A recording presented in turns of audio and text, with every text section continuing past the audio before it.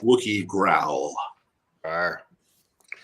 And we're live. Hey, folks, thanks for tuning in to the BAMF podcast, our occasional and intermittent Mandalorian reaction show. I am Mike Lafferty. This is Jacob Blackman. And here is Walt Reblair. How you guys doing tonight? Raw. Ah, I am all right. good.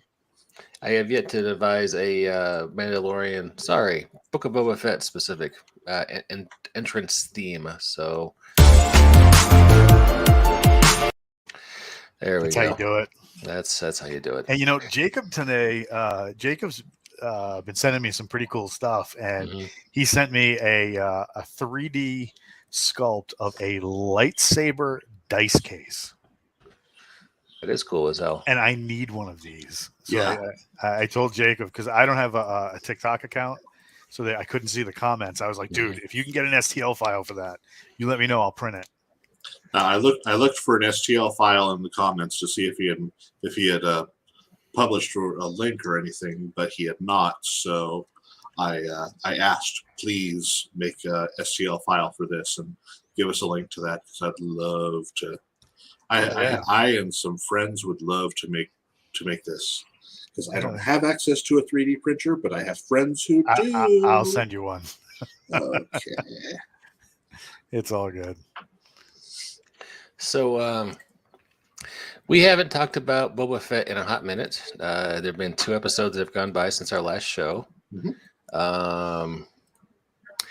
What did you guys think about this last week, or the one that dropped, I guess, yesterday? Go ahead, Jacob. Well, I have got to say, yay, Black Chrysanthemum, because when this was a character I was completely unfamiliar with. Really? Oh, you never read Afra? I've never read the Afra comics. So when I saw that character in episode 2, me and my roommate Tom were like, "Oh, there's a guy who has his own character sheet." And later on, I was doing some stuff and found out he's an existing character. Oh, neat! So I looked the character up, saw some background information. It's like, okay, neat, interesting. Yeah. I'm looking forward to seeing more of this. And sure enough, in episode 3 gave us really nice comeback for Black Chrysanthemum. If you like Kieran Gillen, if you look up his run, he did the first few books, maybe the whole first arc with Dr. Aphra, the Marvel Star Wars comic, and oh wow, it's funny. It's not, doesn't read like fan fiction. Well, it does, but it reads like really good, really funny fan fiction, which is more than we can usually hope for from licensed comics. So I would say check it out. Okay. I know Walt's a big fan. Yeah, I really enjoyed that first season of Dr. Aphra. The droids, Jacob. These droids will blow your mind. They're so good. Okay, I'll see about hunting down some of the trade paperbacks. Chrysanthemum is a fiendish force of nature. He is very devious in the comics. It's almost weird to see the depiction of him in this versus the comics, because it doesn't line up. Well, I really expected, and I'm glad you said his name was Chrysanthemum, because I was just going to call him Black Kristen and hope for a laugh. But I really thought, okay, he's going to kill one of these kids, right? He's going to rip someone's arm off and hit him over the head with it, and then he's going to but it was kind of PG-13. Black Kristen. Well, and they could have done that, because by spoiler alert, we're going to be talking about a lot of things. By then Boba had already managed to get the Swoop Gang on his side, and they had droid parts, so they could have ripped off one of their droid arms. Yeah, that would have been cool. I mean, and one of the big missed opportunities is in the comics. You find out that Chrysanthemum. Yes, this is one of the evil robot droid from Dr. Aphra. So yeah. But in the comics, you find out that Chrysanthemum was originally a gladiator. And one of the things he did to up his game was he had cybernetic implants put into his hands that made his claws deadly, but he could also energize them like that little arc welder that R2 does. And they went for some energized brass knuckles. Yeah. And it did, for me, it didn't have the same effect, because it was it was made a big deal of in the comics that this character had surgically altered himself, and that was a big no-no to the Wookiees. So that was one of the reasons they didn't really, he was an outcast among his own people. And I thought that was a really missed opportunity in the Boba Fett episode. So, but like the makeup and the way he looks spot on. As far as like, it took me a couple of like close-ups because in the comics he's got this massive scar running down his face, and in the and you don't really see it in that second Boba Fett episode, but you see it in the third, like in some of the close-ups of his face. If you zoom in, you can see it. So yeah, it's nice to have another named Wookiee besides Lumpy in the Star Wars canon. It's true. Yeah, definitely true. Yeah. All right, I found some actually good art of Chrysanthemum, and you can see the scar Walt's talking about. So yeah, and we haven't seen the end of him because he didn't die on camera, and Boba Fett let him go because Boba Fett is trying to be a good guy, and he's going to come back somehow. Oh, no doubt. But you guys ever seen Quadrophenia? No. Can't say I have. No. All right. The Who made 2 movies. One of them was Tommy, which was a really ambitious but failed attempt at kind of a psychedelic rock opera like Pink Floyd's The Wall, which I'm guessing you guys have seen because of your age, but maybe I'm wrong. And Quadrophenia. I've heard of it, but I haven't watched it. Okay. Quadrophenia is a coming-of-age story set in England in the late 60s. And long plot line, I won't go into it, except to say the main character belonged to a scooter gang called the Mods, and they rode Vespas that were tricked out with multiple rearview mirrors, like we saw in the Power Rangers gang. Yeah. So, here's the thing. I understand all the criticism that sequence and that plot line has gotten, but I watch all these episodes next to an 8-year-old boy, and he loved that shit. He thought those characters were great. He thought the chase was great. He was laughing the whole time. Go ahead, Jacob. That chase was one of the more realistic, high-speed chases I've ever seen, because it was a medium speed chase, which is more along the lines of what you would actually see in a crowded street like that, especially with how narrow and crowded the streets of Mos Espa were depicted. That's about as fast as those things could go without seriously crashing into something, even though they did that quite a bit. You're muted. Muted. Yeah, I didn't have a problem with it. I've heard a lot of criticism of that scene, and I could see people like thinking, no, it doesn't really feel like Star Wars. But I gotta tell you, I mean, my kid, I couldn't get enough of it, so he really liked it. I had no problem with it. It felt very Star Wars to me. It's Star Wars is based on pulp, and it doesn't get more pulp than colorful, tricked out motorcycles chasing after a car. You have to aim for all the tropes. Walt, you've been oddly diplomatic so far, sir. I didn't like it. Okay. Of course not. the Robert Rodriguez episodes I really didn't care for. I just they're not. I think I'm coming with too much baggage. Mhm. I've read a lot of the source material where Chrysanthemum comes from, so he was very out of character. The like android gang for me, they were really a stark contrast for me for like the rest of the setting. If they were like, I don't know, dressed up in mining gear or what have you, I don't know, but like even some of like Boba Fett's reactions in this, it didn't hit for me. And I think much like the first episode, I think it might be the director. I don't think I don't really like his application of the source material. I don't like his application of how the characters are acting, and I don't get that sense of immediacy. Like in Mandalorian, we had that sense of immediacy in the initial episodes, even in the second season, where it was more like, hey, go to this place, talk to this guy, go to this place, talk to this guy, and in the second season we weren't as it wasn't as tense, after the ice spiders episode, which was pretty tense, but it was a lot of gaining backstory, which I think we're going to need for the third season.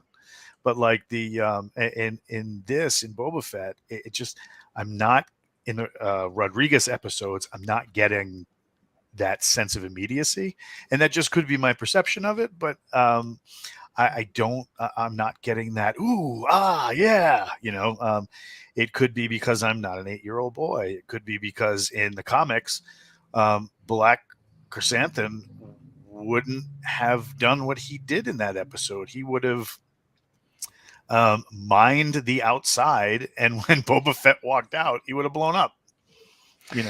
So yeah, there should have been. If it was a comic, Black Chrysanthemum. Chrysanthemum. Yeah. So I think there would have been a body count of at least one. Yeah, and I think my baggage of the source material, the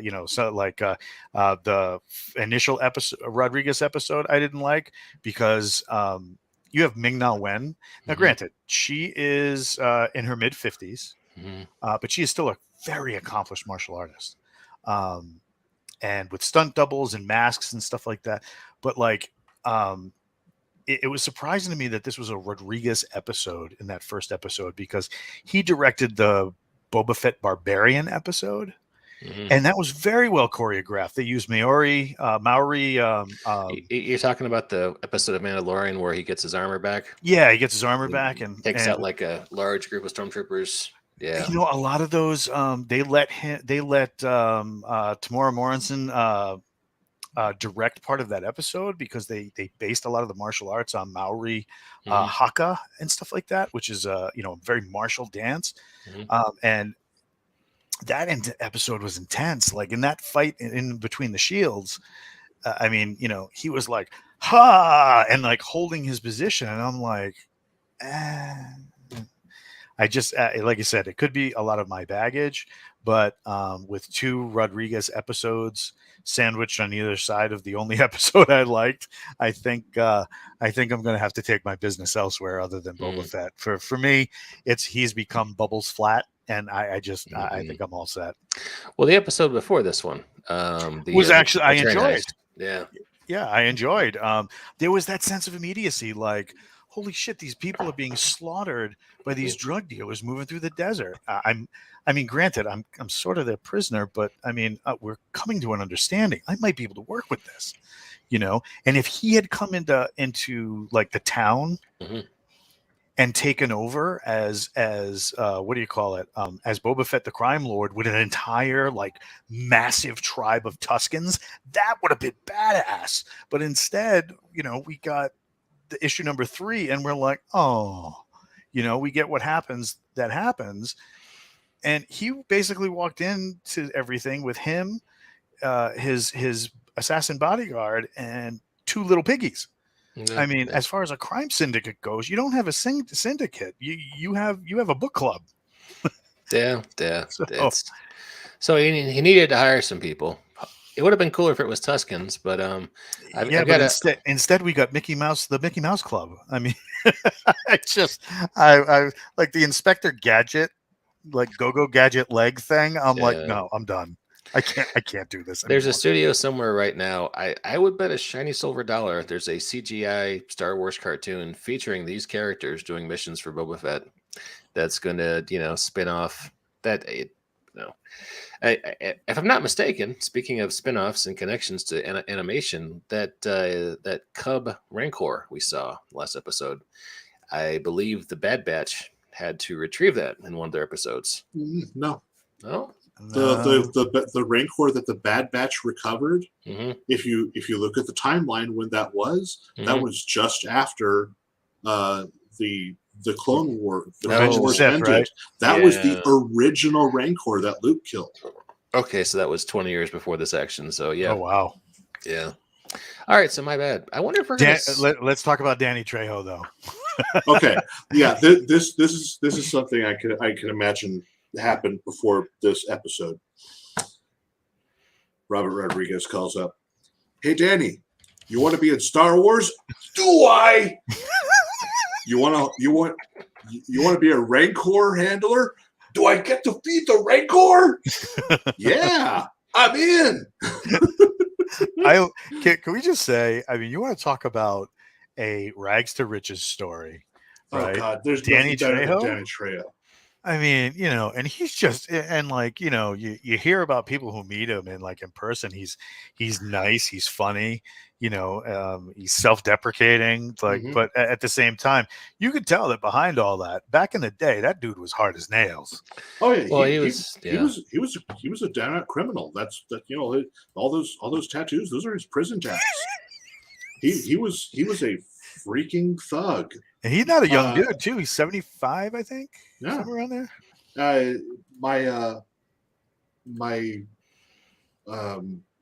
My sister-in-law, married to my older brother, used to work at is Puerto Rican and worked at a youth center in Boise, and there were a couple of times where Danny Trejo would come up, talking to the local Latino youths, and he's stay in school, kids, and there were pictures of my sister-in-law and Danny Trejo just. That's dope. So That's yeah, dope. she's met Danny Trejo on like 3 or 4 occasions. So it's like, yeah, that's awesome. That's dope. And apparently he's just the greatest guy and has horrible stories about why you should stay in school and not be a criminal because he's lived it. Oh, there's a guy. That's dope. Yeah, my older brother actually has that set of pajamas too. I thought you were going to say has the machete. I am pretty happy about him showing up. Yeah, and Stephen Root. I like seeing Stephen Root as the corrupt little water merchant. Oh. Who's Stephen Root? He was a big actor during like the 80s and 90s. Let's see, Office Space. That's my stapler. Oh, that guy. Oh shit! I just sent That's Walt where a meme. that's where that meme came from. Yeah, I thought it was because he was just schlep coming in asking for something. I didn't realize it was the same actor. Okay. Yeah. Oh, okay. Yeah, he was in a lot of really good TV series during the 80s, 90s, and early aughts. He's been doing some bit parts since then. But he still works pretty regularly. Yeah, he was the boss on News Radio for years. Yeah. And years. Yeah, I love that show. That was a good show. The late great. Oh God, what's his name?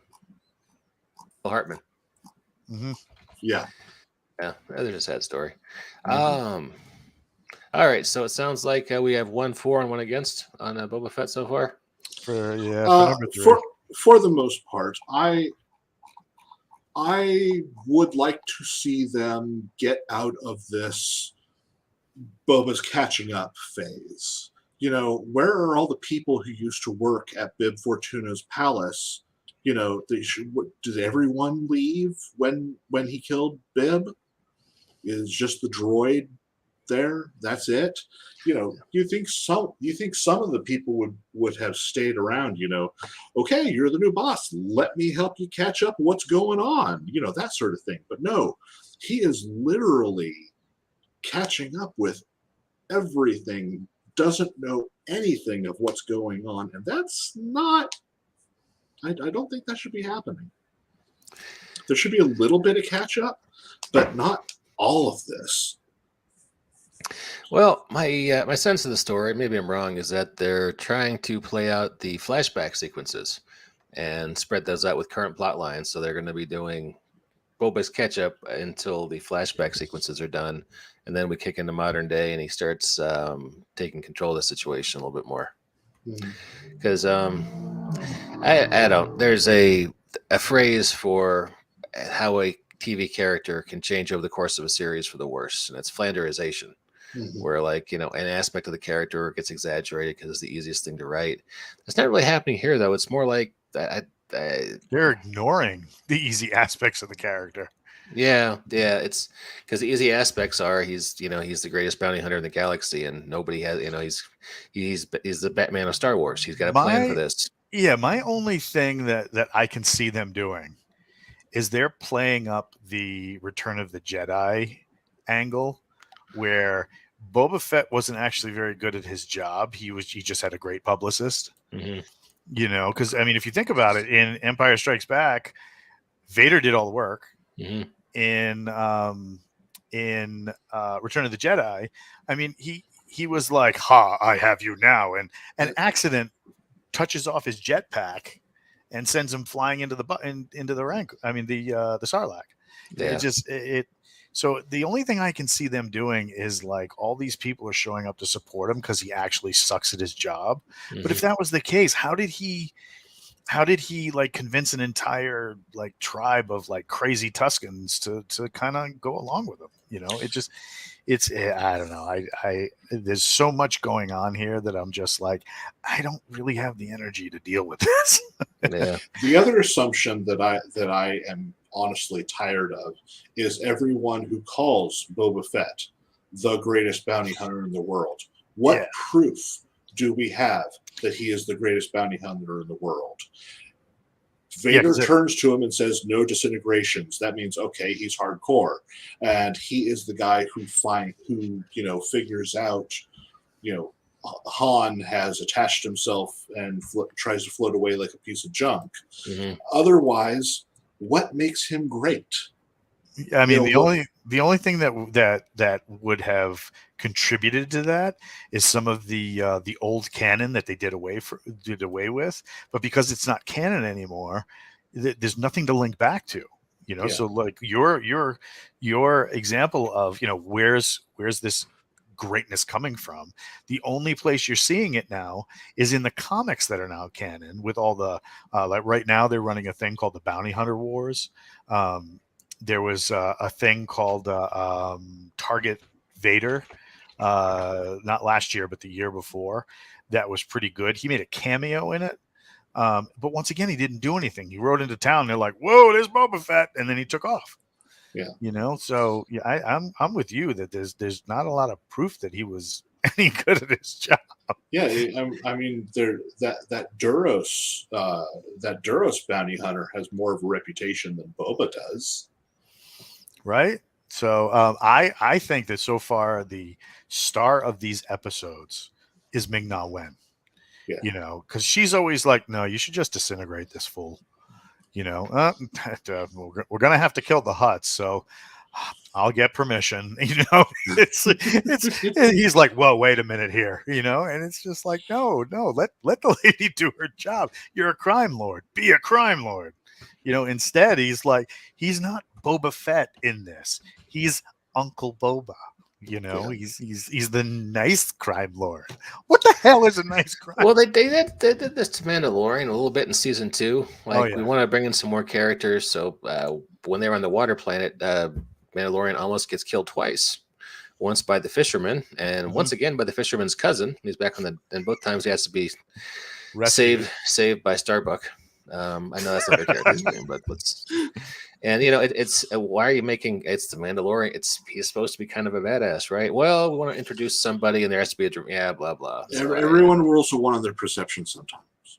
Yeah, but Aid's big complaint, Aid Smith, frequent co-host, his big complaint about the Batman series with Kristen Bale was that everyone is better at doing the things that make Batman in those movies, except for Batman. There's people who are smarter at solving mysteries. There's people who are better fighters, and those are supposed to be the two, big things Batman does. And he takes a while to figure things out. And he's okay fighter, but it's I don't know. So again, if you have to pay attention to when in the timeline he is Batman, because if you pay attention to first season Batman the Animated Series, he is getting his ass kicked constantly. Whereas if you compare him to the later seasons of Batman the Animated Series, like fourth season, and then when he goes on to Justice League, he's much more experienced. He's got a lot more onto him, and he kicks a lot more butt. But that first season, he gets his butt handed to him constantly. Yeah. And Bale was Batman Begins. So, yeah. Hey, you guys ever see Carlito's Way? Oh yeah. Remember at the end when Benny from the Bronx shoots him, leaves him to die? And it seems like the moral of the story is our guy was too nice to be a crime lord. I feel like we're on that same trajectory, but they can't kill Boba Fett on camera. So I got a feeling that there's going to be a point in the Kind series of like the Kingpin, where we hear the gunshot but we don't see it. He's too valuable to Disney. They're going to sell a lot of those hoodies and plushes and action figures. So I think what happens is someone close to him gets killed. Maybe the Rancor, and hopefully not Ming Na Wen. And then we'll get an episode or two at the end where he's on a rampage. I was dying too, because they went in and they referenced the video game, the most recent like Jedi video game with the Rancor, because in Fallen Order, you can ride a Rancor, right? So they reference this in the thing, but the thing that we have to go back to is in the beginning. It's like, I'm a Mandalorian. I'm going to walk on my own 2 feet. It's like, well, then what the hell do you need to ride a Rancor for? If you're going to be walking on your own 2 feet everywhere, what do you need to ride? I think Robert Rodriguez is drunk. Yeah, it's I've been, like I say, I've been enjoying it. I enjoy watching it with my kid, and I have liked all 3 episodes so far. And it's probably too early to pass judgment because there's disappointments that I have, but we still have another 3-4 episodes left. How many episodes are they going to do? Are they going to do 8? I thought it was 6, but let's look. Is it? Book of Boba Fett, number of episodes. Obi-Wan Kenobi's going to have 6 for what it's worth. 7. So we're less than halfway. So it could do a hard turn in any number of directions. Lots of things could happen. He could run into a nest of old clones hanging out somewhere in the desert. That'd be cool. That would be cool. That would definitely be cool. A lot of Morrison on set. Can I just say, I'm so happy that it is official canon that the white bearded soldier from Return of the Jedi is supposed to be Rex. It makes me so happy to know how cool that was Captain Rex witnessed and participated in the battle that brought down the Empire. Hell yeah. You saw that, right, Mike?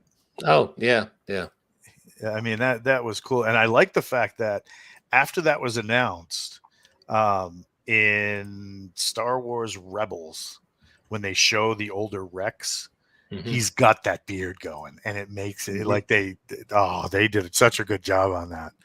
So that was awesome. It's it's definitely cool. You guys know about Harrison Ford, right? Yeah. What about him? He finished wrapping filming on a Han Solo project recently. What? Really? Well, the rumor is he was on set for Boba Fett. Really? Yeah, and they were going to do the whole CGI de-aging plus maybe a body double like they did for Mark Hamill. That'd be kind of neat. That would be cool. My holy grail for Star Wars bullshit is I want a series with the three main actors from the original movies, Leia, Han, and Luke, out doing space crimes and having adventures. And it's never going to happen. They're never going to give that to me. But man, it would be great if they did. That's what the Star Wars comics have been doing over the last 4 years. Yeah. Well, even back in the 70s, that's pretty much what it was. So yeah, they were using the comics to fill in the gaps between the movies. Well, it was the biggest fucking thing. And sorry, I'm cussing. It was the biggest. I'm still annoyed because Star Wars is this big deal, and then wait 5 years. Well, I don't want to wait 5, but you're a kid, and it seems like forever. And then Empire comes along, and it's a drastically. I know everyone loves Empire, but it's a drastically different tone from the first movie. And it's then Jedi comes along, and so yeah, I don't know. This is why I love Star Wars, but at the same time, on my scorecard, Star Wars is batting way below 500. Yeah. So if I get some Star Wars stuff that's, you know what, it's cool. I can roll with it. It'll get better or it won't, and it's fine. There's always more Star Wars coming. So, you can find little gems. I mean, Solo was not a great movie, but I still enjoyed the heist movie elements. I enjoyed it. I actually enjoyed it. I thought the Chewie scene, mud wrestling scene, was funny. It was. Well, no, there was a lot. I enjoy all the Ocean's 11 and space stuff. Yeah. Some of the stuff where it got complicated and the money from this coaxium is going to help fund this nascent rebellion, and it was kind of a reach. And some of the stuff with his former girlfriend, what's her name? Kira. Yeah, Daenerys. It was all right. It was okay. I like Han Solo being doing space crimes, for lack of a better term, but also Han shot first. Yeah, somehow they crammed like every interesting thing in his backstory into a 2-week period for that movie. Han did not shoot first. Han was the only one who shot. Yes. Love you, bro. According to the original cut, Han was the only one who shot. Damn right. We need None to of put this that on Han shot first BS. We need to put that on a T-shirt. That's awesome. Think about how much money we could have made by now if we were putting Jacob's witticisms from the year over the years on the T-shirts. Right. I could have a lot more medals on the wall back there just for extra pocket change. Okay, we've been bullshitting now for 35 minutes. I think we should call it good. All right, Boba Fett. Jacob and I like it. Jacob more than me. Walt not so happy, but I got a feeling he might watch the Han Solo episode if it's not bad. And Walt has a cat. So what's the cat name? Walt? Geiger. Ah, that's a good name for a cat. Yep, he acts like a damn alien too. Mm. All right, folks. Tune in 1 to 2 weeks. We'll talk more about Boba Fett. And until then, we'll catch you next time. Wait, before I go, anybody else closing thoughts? If you enjoy content like this, please support the BAM Podcast Patreon. That sales pitch actually worked earlier today. We got a new backer right after the Starfinder podcast earlier today. So, right on. Your salesman. All right, catch you later, folks. Take care. Cheers.